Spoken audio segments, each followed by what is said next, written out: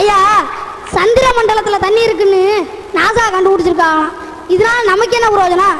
இந்த இருக்க சடையங்காட்டிலே தண்ணி இல்லை. இப்போ நீங்க கையில் வச்சிருக்கீங்களா செல்போனு? அது வெறும் செல்போன் கிடையாது, அது சிட்டுக்குருவிகளோட சவப்பெட்டி.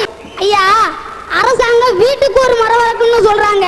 ஆனா நான்கு வழிச்சாலைகள் அமைக்கிறேன்னு ரோட்டு ஓரத்தில் உள்ள எல்லா மரத்தையும் காலி பண்ணிட்டாங்க. பிளாஸ்டிக்கை பயன்படுத்தக்கூடாதுன்னு அறிவுரை சொல்லுது அரசாங்கம். ஆனா பிளாஸ்டிக்கை தயார் செய்யறத தடை செய்யறத செஞ்சிருக்காங்க அரசாங்கம்.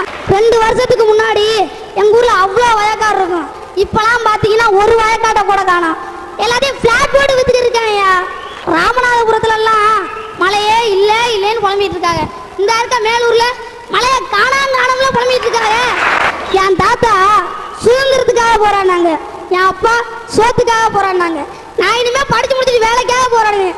என் மய நாளைக்கு உசுருக்காகவே போராடுறேன்.